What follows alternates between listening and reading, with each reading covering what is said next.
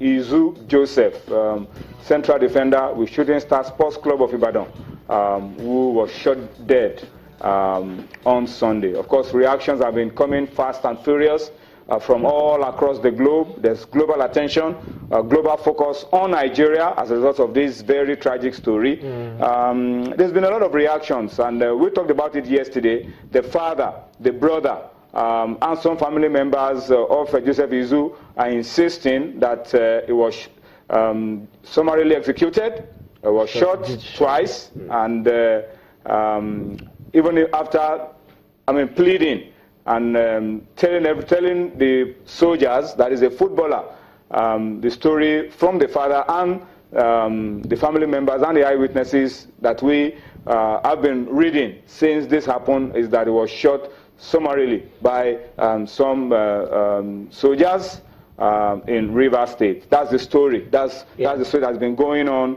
and is everywhere. But today, our man in Rivers was there when the army had a briefing, and the army are insisting that Izu Joseph was killed in a cultist den. All right, so that's the story from the army, the military. So I think we should just pause a little bit, listen to what they have to say, and then we'll be back with more. Brigade Nigerian Army intensifies its operations against cultists, kidnappers, and other criminals in aid of civil authority in Rivers State.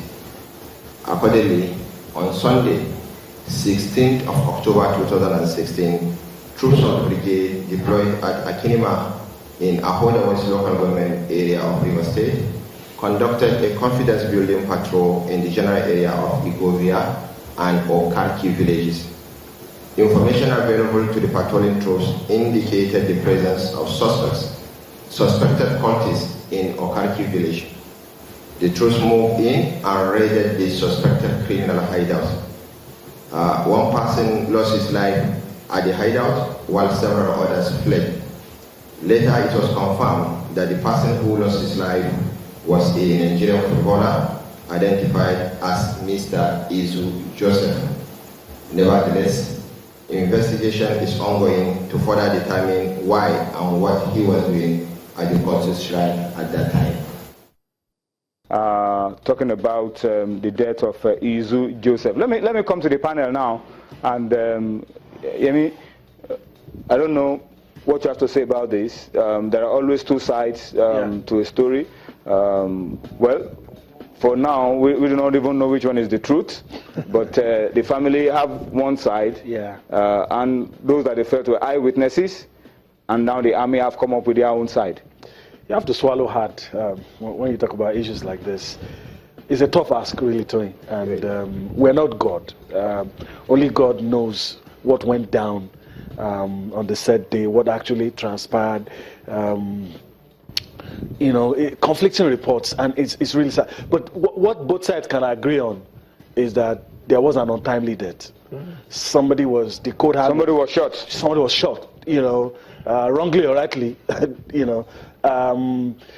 For the army, the point is, this is a cultist den. And anybody seen in a cultist den, you wouldn't have any right reason to be there.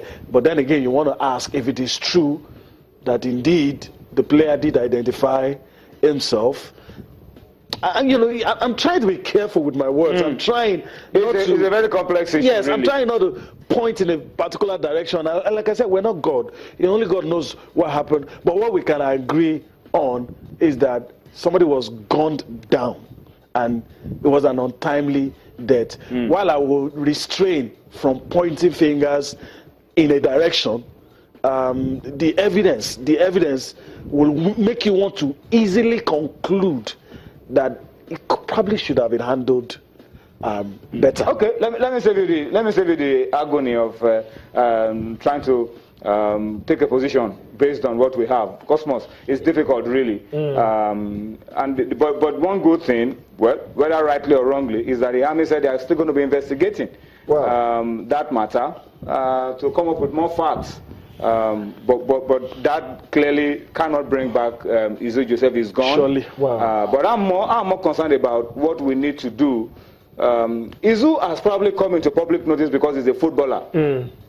A prominent footballer with Shooting Stars, a prominent club in Nigeria. What about countless other people that do not have that prominence to make their issue a national issue like Izu Joseph's? Let me go back in time. In 1995, George Finidji's brother was shot dead too. George. Yeah, and that was in '95. He played for Shooting Stars at the time. Rangers. That's what. Rangers. He played for Rangers. Rangers. It was a Challenge Cup game. Rangers against us and in Ibadan. So maybe because it happened in Ibadan, yeah. And at that time, maybe because he was a brother of a popular footballer at the time. But this time around, Izu Joseph did well for Shooting Stars, and just went on holidays. And there are two sides of a story. There's something in critical thinking that is called fallacy of hasty conclusion, not to conclude fallaciously. To look at it from both sides of the angle. And yesterday, actually this morning, I saw a YouTube video of the parents talking, the brother, the father talking about something. And of course, the army chiefs in Port Harcourt are saying that, okay, yes, it was killed, it was a mistake, but then it was found in a cultist den. So we do not know which one is the story. And I would want to sit on the edge of that. But then it has come to prominence because this guy, Joseph, is a footballer. A popular one, maybe in the Nigerian context. He's a footballer. And because he's a footballer, that's why everybody, the eyes of the world are there. But, you have to think about this innocent people that have died and are still going to die because of things like this. So I felt that in as much as the army are trying as much as possible to safeguard the sovereignty of the Federal Republic of Nigeria, I think we should try as much as possible to, not be overzealous with things. I felt they should have handled it, in a very... A little more care. Probably arrest him, and after interrogation, release him and all that. But it has happened, and we just hope that things like this does not happen, and investigation must come out. It should not just end like what happened to Finidi back then. There should be a culprit. Igenewari? Yeah. Not Finidi. Igenewari, George. Finidi's brother. Finidi's brother. Okay. George is his son. All right. All right. Okay, that's the story. So we'll keep talking about this, and hope that we are able to get to some logical conclusion.